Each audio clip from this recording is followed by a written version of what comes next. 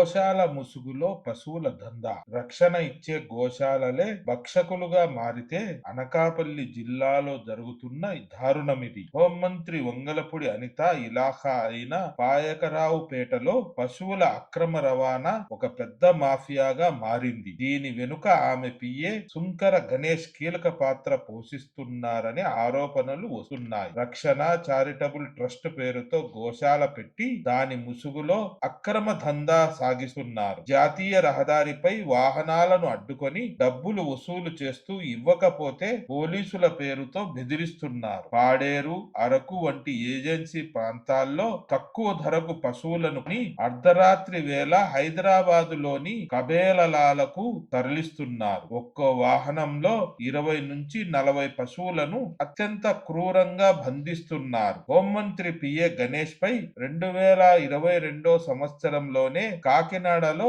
FIR నమోదైంది. అధికారులు పట్టించుకోవడం లేదని ప్రజలు ఆవేదన వ్యక్తం చేస్తున్నారు. ప్రస్తుతం సోషల్ మీడియాలో వీడియోలు వైరల్ అవడంతో హోంమంత్రి విచారణకు ఆదేశించారు. మూగ జీవాల మీద జరుగుతున్న ఈ దారుణంపై మీ అభిప్రాయం ఏంటి? కామెంట్ చేయండి. మరిన్ని అప్డేట్స్ కోసం మన ఛానల్ ను సబ్స్క్రైబ్ చేసుకోండి.